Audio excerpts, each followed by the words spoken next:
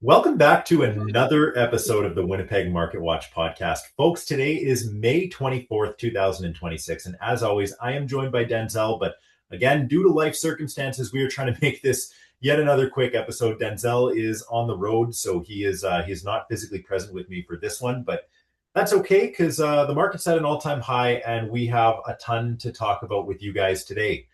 Denzel, benchmark price is 469.9. We're up over 7% year to date. We're 4% higher than the highest price last year. What's on your mind 3 weeks into the month of May so far? Well, you know, uh, as we start to get later into the year, I'm not really surprised to see the higher prices. This always happens for as long as I've been in the business, which is 7 years now. Um, late June, sorry, early June, late May is typically when you would see the peak of Yeah. prices generally, right? Mm-hmm. Um, and so I guess to anticipate maybe what the next month or 6 weeks could look like is maybe a little bit of you're we're I don't think we're going to see any more significant price increases going forward. Maybe half of a percent or a percent even when we get the May data back, and it'll slowly start to taper off as we get into the late summer, late spring, whatever you want to call it. Fair enough. I think that would largely put us in line with previous years too. For those of you that are just listening and not looking at the screen, which actually I don't even think we have a screen available in this one. But in front of me, I'm looking at the HPI line chart, and almost every single year, at least for the last 5 years, we've had our all-time high in pricing in either May or June, one of the two. So Mhm. the last data drop was April, meaning probably either next week's data is going to be yet another all-time high and then possibly one more after that. Where I agree with you in particular, Denzel, is I don't think that we're going to go skyrocketing another 7% over the next 30 to 60 days. I think the market has generally run its course and pricing is actually, in my opinion, seeming to stabilize, which we'll get into the reasons for that very shortly.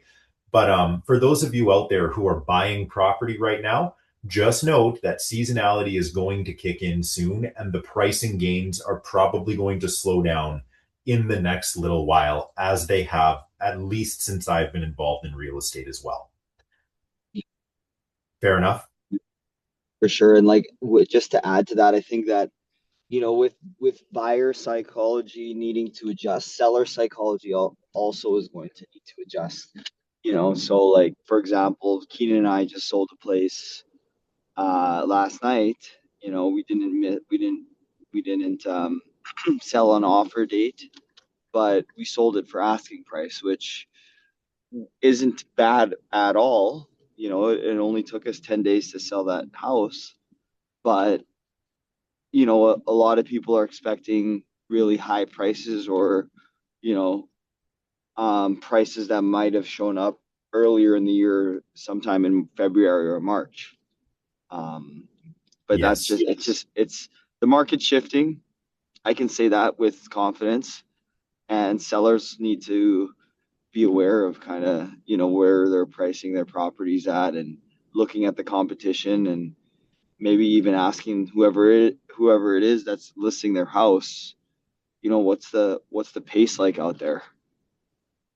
And that's a fair position to take, where in the early parts of the year, broadly, what we've seen a lot of has been prices being volatile and people sometimes overreaching and some properties selling that probably could have gone for more under other circumstances. And that's just the nature of selling in early season. Nobody is quite sure what those properties are worth for real. But with the busy and crazy part of spring now firmly in the past, we have a lot of context for what things are generally worth. And as agents, sellers, and buyers all have a better understanding of value, there can very quickly be kind of consensus on what properties are worth, especially if it's a common property or a property type that's at least frequently traded in a given area. And believe it or not, guys, the data shows that. I'm skipping ahead, But at this point in the year, it's natural to see more homes selling at precisely asking rather than over or under compared to other times in the year. Whereas you get to certain points in January and December, and not a lot of homes sell at exactly asking. It's usually under or over by a lot.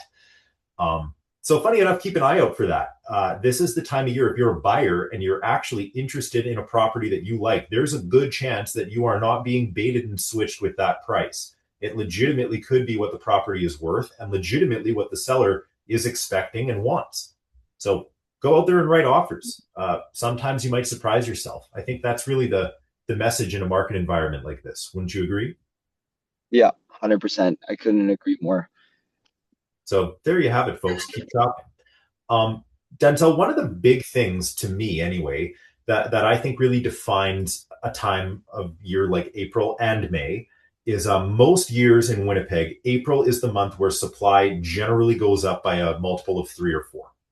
Mhm. And it usually happens with people selling around the school year, trying to ensure that they get the possession date that they want on the new place while ensuring that they're still able to sell for a great price while the getting is good. We Yeah. are now towards the back half of that. We saw in April, especially the week after Easter, we got flushed out with listings. Like there were so many properties on the market. There was a week in there where I was getting calls almost every night from agents that said, I don't believe it. I've got no offers. I thought this thing was going to sell for sure. And people got caught. So May is another one of those months where supply generally continues to climb, especially when you compare it to January, February, and March. So, looking into late second quarter, we've spoken a lot privately off camera about how different listing strategies can be correct for different markets in different areas. When the Yeah. supply increases and the ratios that we talk about, the sales to listing ratios and the sales to current ratios start to get low again, as a frequent seller of real estate, what do you think people should be doing when it comes to pricing their property in those kind of environments? Yeah, I think okay, so now that we're reaching what I would say you need to have obviously like you and I are experienced in markets that are shifting and identifying kind of the I would call them the key I need help finding the word, Keenan. Mm-hmm. I guess you could just call them key points or indicators of when the market's shifting. And I think that right now, as we get into June, my advice for anyone who's looking to list their property, and we just said this off camera, is really take a hard look at maybe just listing your property offers as received.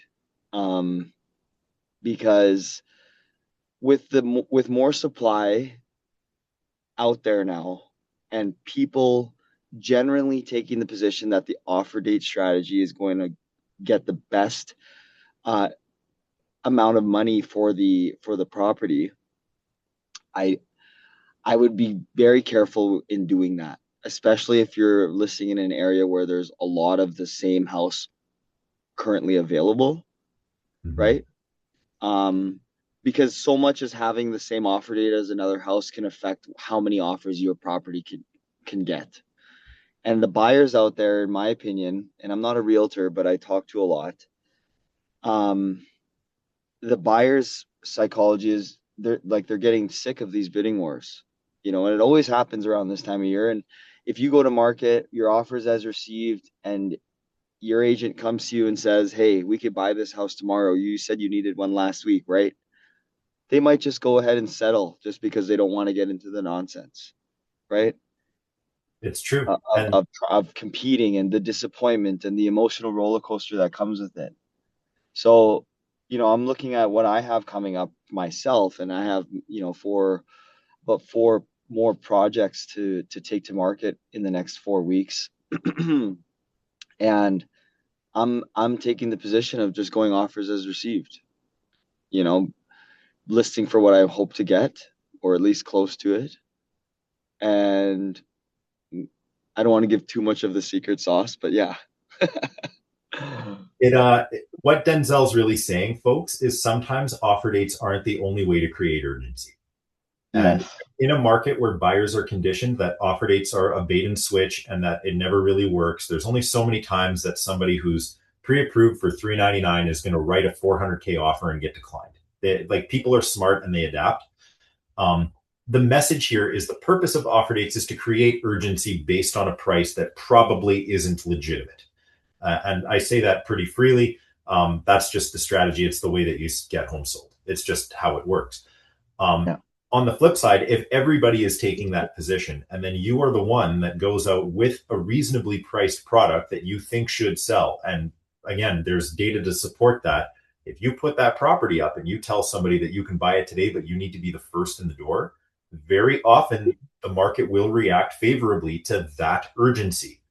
Yeah. That's why in the event, like you have a listing that has been pending for a while and then it comes back to the market, there's often a flush of buyers going to check out what just fell through. Same thing if a house misses its offer date.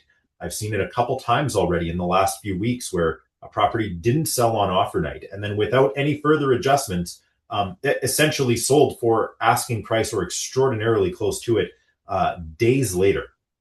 Yeah. And that's sort of the idea of April and May. It's actually happened to me 3 times in the last 3 weeks that virtually that exact sequence of events panned out. Um, so would it have just been better if there wasn't an offer date on the listing? I don't know. You can't really like play backwards like that. But going into a month like June, where the weather's changing, people have very busy lives. They've got their graduation, they've got their kids' stuff, they're starting to maybe get lake cabin events, vacation things going on. Sometimes it's best to just have the most active buyer be rewarded by getting the deal that they want for showing up when you want them to. And in June, you'll often see that. And people will sometimes just pay the ticket because they don't want any nonsense and they feel like it's more fair. So Yeah. I support the strategy with the caveat that sometimes offer dates are still to play. Yeah. There You know, and are like, times. Yeah, go sorry, ahead. Keenan. No, it's I was okay. just gonna say, like, I'm not saying offer dates are totally not in style anymore. There's time and place, right? Like, if you're in an area, let's say you're in East Fort Garry, East Fort Garry, the Vincent Massey, Wildwood area, like property very rarely comes available in that neighborhood all Yes. times a year. Like there's maybe one or two listings. God forbid it's a bungalow, you know, Yeah. and you got a 3 bedroom, 2 bathroom bungalow with a double detached garage, you're 1,200 square feet. Like, yeah, probably do an offer date for that thing because, like, that's just like not ever available, right? But if you're in Scotia Heights and there's 12 listings available and they're all 299 with an offer date, like, maybe don't go with that strategy, right? Um, It's true. so there's time and place. How your house shows has a lot to do with that because the properties that are exceptionally um, renovated and landscaped beautifully, it's the summer and you can really showcase the house both outside and inside. Yeah, like that's like a doll's house. Like you probably should do an offer date there because you're probably not only the nicest houses in the area, but like maybe one of the top 10 properties on the market for that price point citywide. That is So actually true. So so you, like that's where maybe someone might be listening to this and be like, "Oh, I don't think that's the right advice." But like to go offers as received is what I'm referring to, but I'm just saying generally, especially for the investor community, if you're looking to get like a quicker turnaround, like then it might make more sense to do things that way to stand out amongst the competition. it's certainly an avenue that can work. And literally this past week, I've met with probably 4 different sellers with 4 different properties in 4 different situations. And I have not given the same advice to any of them so far. And that's not me being a hypocrite. That's me legitimately understanding their situation and what they need to do and realizing that there isn't just one way to play this game. And I think, at least in my opinion, most of them are thankful for that. And they feel like each strategy is correct for what they're trying to do, depending on what exactly it is they're trying to sell. So I would say to sum it up, the idea is when you're in a market where the listing supply has increased dramatically, but the buyer supply, which again, there were way too many buyers for way too few homes for way too long. Okay, let me make that clear. The listing influx was probably just needed to keep this market healthy. That doesn't mean the market's crashing. That doesn't mean the world's ending. What it means is if you are one of 6 offer dates that happens to be there on a random Tuesday, you're not going to get 15 offers. You might get 2, you might get 0, you might get 5. Who knows? We've seen it where a house had 18 offers and then a house 2 streets down got 0. It can happen. We've seen it where a house got 9 offers and sold 85 grand over asking, like blowing the area record out of the water. And a very similar home 5 minutes away by car got no bid. Same Yeah. listing price. Like it just, that's how it goes. And they're not dramatically different houses. It's just, this is inefficiency in the market, and understanding that real estate is a very inefficient market is really quite fundamental to pricing property broadly. But as I always say, and as I will continue to tell you guys, if you have a property that you are thinking of selling, the most important thing that you can do is actually have a one-on-one consultation with some kind of real estate professional. I'm happy to be that professional for you if you like. And you and I can work out exactly what makes sense, because your situation might be totally different from Denzel's or somebody else's. And the way of executing whatever you're trying to do may be totally dissimilar. It might be identical. Hard to know. And I'd say that actually particularly is relevant for home sellers, where the factor of, hey, I got to let people into my house while I'm living here and dealing with this, and I've got kids, pets, jobs, life, whatever. Um, Absolutely, the marketing strategy can be impacted by that. And it's an important piece of the puzzle, too. Yeah. It's important to remember. But one small thing that I should bring up in the last month, the real estate board actually did a little bit of a change here, where they reverted the way that they calculate active and current listings, and they just started lumping it in with number of listings broadly. So it looks like, oh my goodness, there's a ton of listings right now, which is in part true, but in reality, they've gotten rid of the specific metric for current versus active, which was always difficult for people to understand. But current listings were listings that were posted in the same month as the data set being reviewed. Um, it doesn't look like we're going to get that kind of specificity from the board anymore. But okay, we've talked a lot about different listing strategies. We've got a situation now where the vast majority of property is selling at or above asking price, with a larger section than we've seen in recent months selling for exactly asking, almost 9% at this point. We're almost through the month of May, Denzel. You've traded property this entire time. You've seen what's gone on in different segments of the market this entire time. How are you feeling about what we're likely to see in this month based on your lived experience? Are we going up again? Are we seeing a supply shift? Are we going into June hot? Are we coming down? What are you feeling? I definitely think there's some more room to go here, just not anything like we were seeing in February and March, where we were seeing like 2-3% increases month over month. I do Mm-hmm. think there's more runway in the market. Just as always, it's still the spring. Like, let's not get it twisted here. Um, I would then say that July is a totally different beast, and to be prepared for after Canada Day transactions. But yeah, I think that we're probably likely to see prices up when the May data comes out. Um, and I think that June is also going to show, some like prices going up, because while maybe there was, like, I just think about last year, and this is not, I'm not looking at the numbers right now, but just my feeling last year in June was that the market was starting to slow down, and that if you didn't list, I would say before the third week of June, because that's like a lot of the graduations, convocations, people are leaving, for this for the summer and preparing for that, and their their eye kind of gets off the ball in terms of like wanting to purchase because life gets so crazy. Um, I wouldn't be surprised by late June, early July, the supply really starts to hit the market, and there's just way more opportunity out there for buyers. I would largely agree.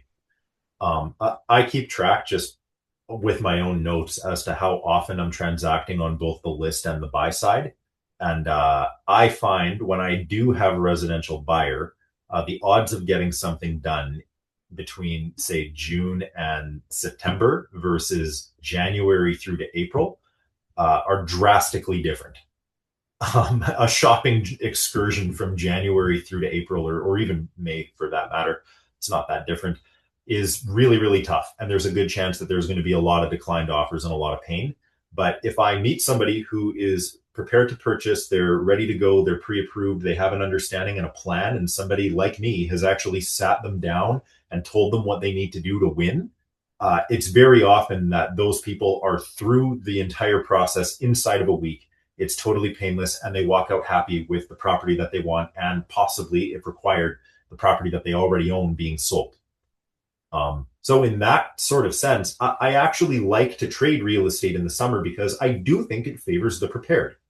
And it's too often the case that somebody will write a crazy offer in February or March and blow somebody out of the water and massively overpay for a property. And it becomes the town hall talk for a couple of days where everyone goes, "Did you see that sale? Like, holy smokes, like, what was that guy thinking?" But in summer, that just doesn't happen as often, if ever. And usually it's just a very peaceful, very non dramatic purchase that somebody feels very good about. And that's the way I prefer to do real estate because, again, it favors those who are prepared and those who are proceeding with skill. Um, Fair enough. 100%. So, with that in mind, one of the interesting metrics that we actually saw here in this last month was actually related to absorption, which I think absorption is really the heart of every investment conversation in real estate, kind of beyond the scope of price. We talk a lot about the ratios between sales to current listings. We talk a lot about different area absorption, which is exactly that, but divided per MLS area. And we've had a lot of discussions about what constitutes a hot area versus what constitutes an area that doesn't actually have a lot going on. Denzel and I have broadly been of the agreement that if you've got a sales to listing ratio of 80% or more, that area is probably hot and seller favored. If it's 90% or more, there's something serious going on there, and listings are extraordinarily likely to sell with very little effort.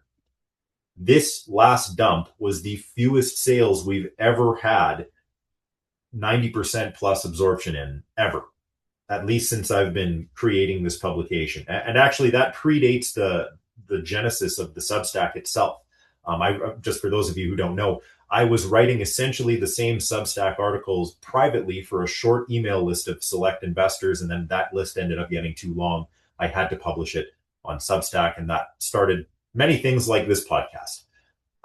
Nonetheless, we've never had that few properties selling with those kind of ratios, yet we're at all-time highs in terms of pricing. And there are still absolutely areas where there is a major shortage of listings. So the numbers aren't there yet because there isn't enough context.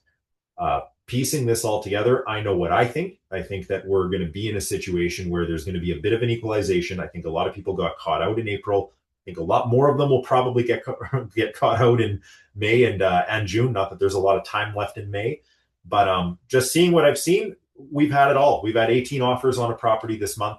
We've had really good properties miss their offer date, but mostly sell very quickly after. We've had deals come together unconditionally. We've had deals fall apart after weeks of being pending. Any comments on the generally lower than average area absorption in the context of everything we've just discussed, Denzel?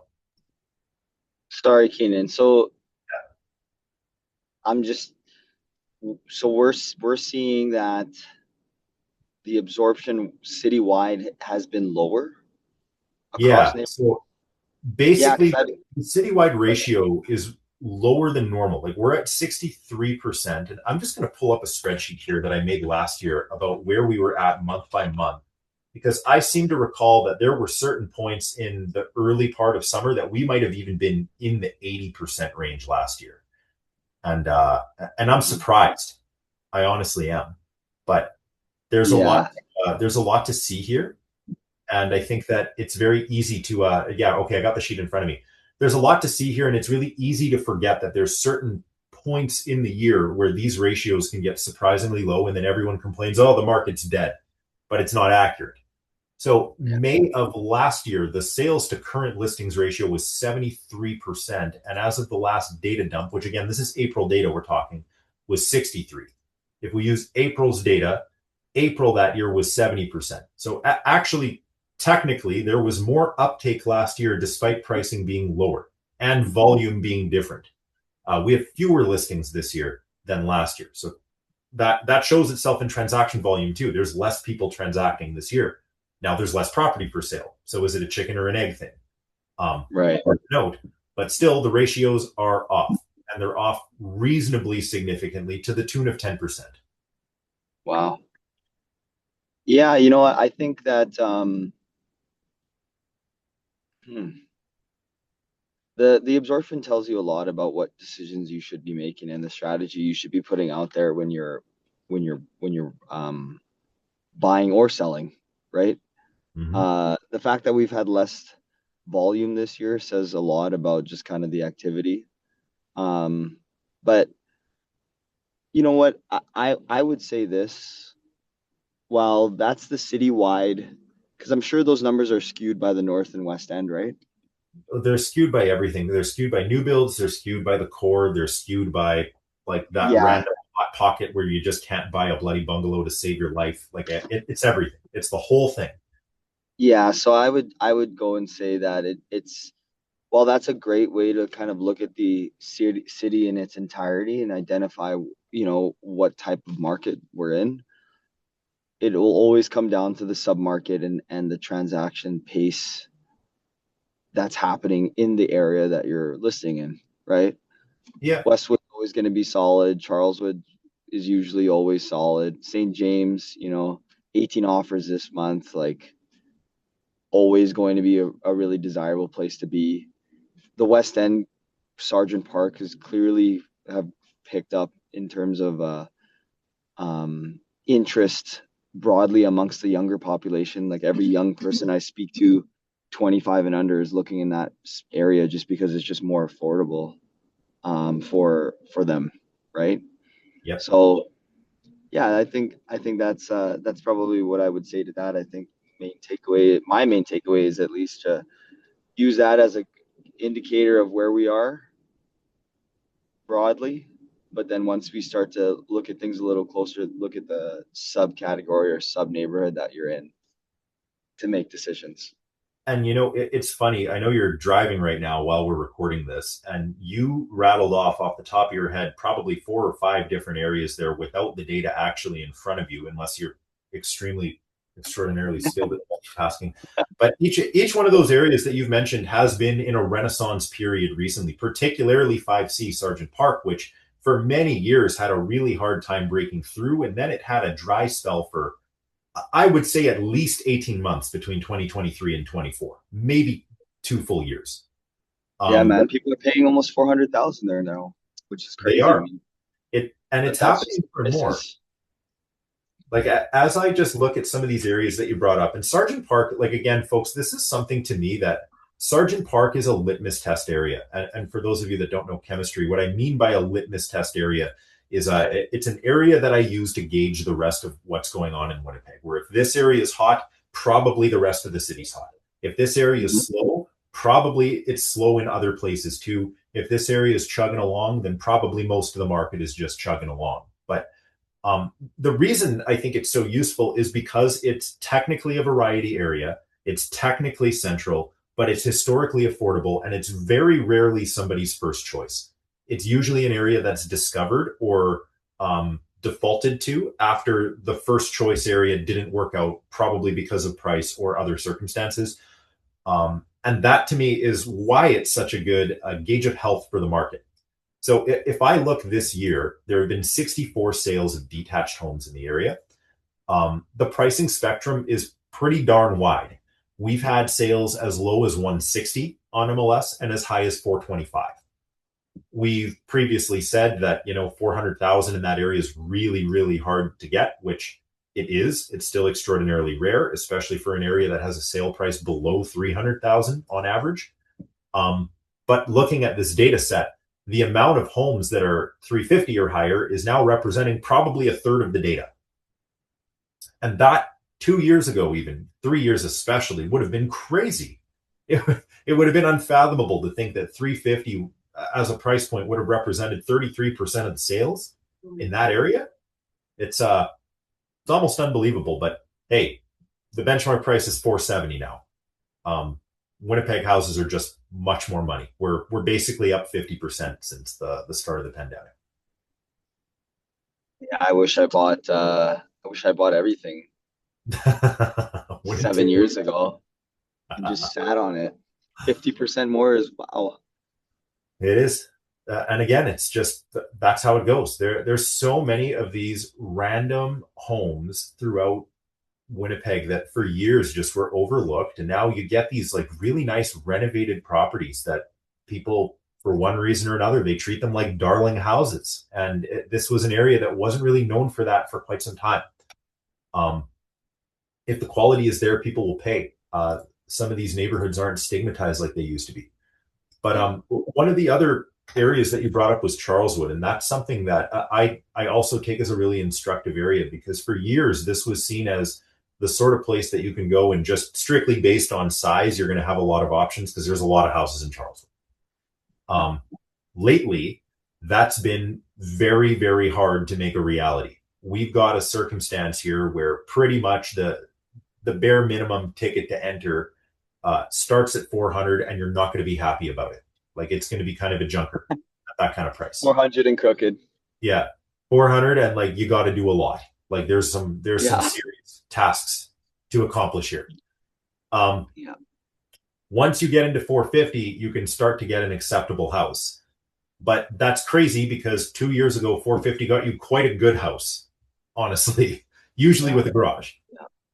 Now, Yeah. like if you want like a really like truly choice bungalow, like not even a modern one, like we're talking mid-century that's like done and done well, that starts at $600,000, and they can go up depending on size and location. The 500s are flush with sales. Like if you're shopping in there, you better have a pre-approval close to six if you want to get something good. If you can settle for like I'll do some stuff myself, like I can make this work for now, then like 550 might get you something like that, but you might need to shop for a bit. It's I feel the large majority, like if you're pre-approved for some like 550 or 600,000, you can get a really nice house in Winnipeg. you Whereas can. like, places like Calgary, I was just there last weekend, or if you're in Toronto or any other city, like 550 to 600 gets you our 400 to 450. So Yep. we are still more affordable than the rest of Canada, or at least a large majority of the larger cities.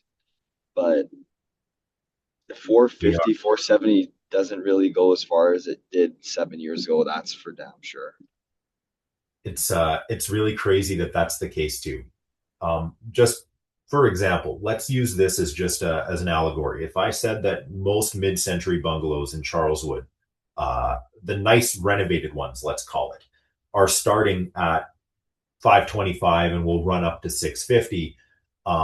You today can drive 30 seconds further. Like, well, not literally 30 seconds, but we'll call it just like a modicum of a distance further into Ridgewood West, which is fundamentally all new construction or very recently new construction.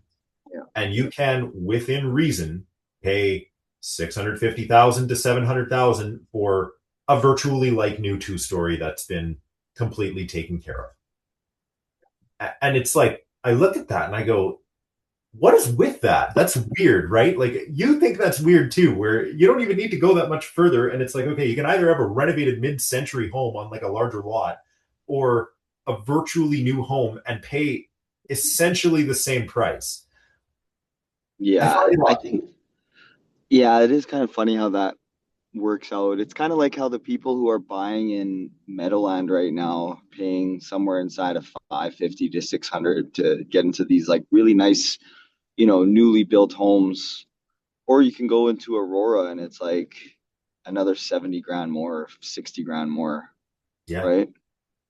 And I think it just has to, it says something about location, right? Like you're further away from probably a lot of the things that, like work, and maybe you got kids and they go to school further away, right? Like it's just further. This is It's why true. I think Sargent Park is such a great location, just because it's central. It's probably the better part of, I think I lost you there. Still there? um, yeah, I'm still here. Can you hear me? Yeah, I can hear you. Yeah. Good. Good, good, good. So yeah, I think about those things, and that's probably why it has to be like that. Things are changing, folks. And Yeah. this is the time of year to me, whether you're like, I know most of you listening to this are investors. I also know that some of you are either my or Denzel's friends or family who are going to transact for their own personal reasons. And again, investor advice versus like home buying advice is always different. But when it comes to investing, what I have been cautioning investors is when you start comping property that is in an area like Charleswood or like Sargent Park, which are both experiencing these renaissance pricing changes, that's when you need to be the most careful. As a home buyer, if you have the flexibility to look elsewhere, that is a good opportunity to do that. Um, Funneling in onto the darling house in the hot area is rarely a good way to have a good, enjoyable financial life in whatever it is that you buy. Um, and usually people aren't that worried about it. And again, like I get it, it's a home. You got to pay what you got to pay to get it. And I've been on both sides of that table. Okay. I'm Yeah. a person too, but sometimes you got to stop and pump the brakes on these sort of situations. And I think a lot of people neglect that or don't remember that they can do that, if you know what I mean. Yeah. So anyway, when the market changes a lot, this is the most important time for you guys to actually make a plan and to understand what it is that you're trying to do. Because it can very easily be the case that you make one mistake and you're in big trouble for years. So whether you're investing or you're trying to buy a home, or maybe you've got a property to list, maybe you're selling and then buying again, who knows? Um, there's no time too soon to call and to get organized. You don't want to be the guy that tries to do something without a plan and ends up making a horrible trade and losing a bunch of money, or worse, just never succeeds in completing a transaction at all, which in a lot of ways can be more expensive and more painful than a mispriced move. But nonetheless, Yes. that's my broad advice. I'm pretty optimistic heading into the month of June. On some personal news here, for those of you who are not aware, I, as well as I think a dozen other realtors from my former office, have moved to Real Broker Manitoba. And we're very excited about that move. It doesn't change anything from the service that I have been providing and will continue to provide to you listeners out there, my clients, my friends, my family. But it has been an exciting chapter with Judy Lindsay team. But just we needed to find somewhere that would allow for the growth that we wanted to experience and to move forward in a way that we can have a great cost of working and we can have a fantastic community to do it with. Um, so very excited to announce that for those of you who are not aware. Congratulations, Keenan. Yeah, thanks, man. It was it was a big move, and like the last couple of weeks were really hectic with dealing with the admin side of that. But of course, like it's May, we're still selling. Um, uh, Yeah. there's still a week to go. I'm going to transact for sure next week. I've got hot properties with offer dates. I've got homes that are going to hit the market. 10 confirmed transactions so far, probably more coming. It is prime time. Wife is taking a 2 week vacation to Italy starting on Tuesday. I am going all in on real estate. I will lock in from 6 a.m. until midnight, day in, day out. I don't care if it's a weekday or a weekend. It is going to be all real estate all the time for the next 2 weeks. And that's going to be my initiative going into this new brokerage move into this high season for June, where we're going to be trading at all time highs and just getting everything done. One last push, man. One last push before the summer. might as well get it out the way. Absolutely. So we're locking in. We're getting it done. I hope you guys enjoyed this episode. I know it was a little chaotic with just the circumstances and how things have been. We're trying to get more organized. Life is just very hard right now, you guys, but I'm sure you all know that too. I'm sure everybody's going through something. Anyway, if you guys have questions, I sincerely reach out or encourage you to reach out to Denzel or I. We're both super happy to help you with your investing needs, with your transactional needs, or even just to talk about the market broadly, which we love to do. Give us a call, send us a DM, leave a comment, like this episode, share it with a friend if you think they'll find some value in it. And we are looking forward to seeing you guys next time for actually what I believe might be our 30th episode ever, which is kind of a mile marker benchstone. So very cool. But anyway, any closing thoughts beyond that, Denzel? Nope, I think we hit the nail on the head on what we wanted to discuss. Yeah, no, just yeah, no, I got nothing. Okay, well, perfect. You guys have a great day. We are going to see you soon and stay safe out there.